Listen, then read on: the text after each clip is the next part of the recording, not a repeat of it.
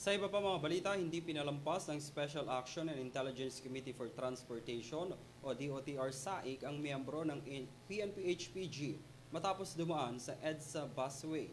Imbis raw kasi na magpatiket, tumakas ang naturang motorista. Narito ang aking report.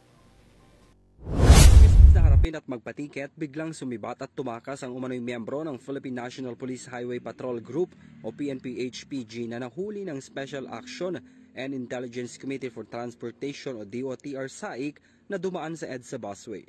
Sa videong kuha ng mga miyembro ng SAIC, motorsiklo na lamang ang naiwan sa kanila matapos sumakay raw ng taxi at iniwan ang kanyang motor. Ayon sa SAIC, hinuli ang rider na nagpakilalang HPG dahil sa illegal na pagdaan nito sa EDSA busway, pero imbis na magpatiket, nagmadaling kinuha ang susi mula sa kanyang motor at sumakay ng taxi dahilan na may hinahabol raw itong meeting.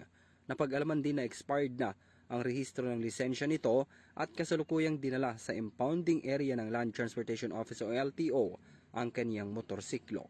Para sa EuroTV News, ako si Henry V. Nicolas, sumasaludo sa bawat Pilipino.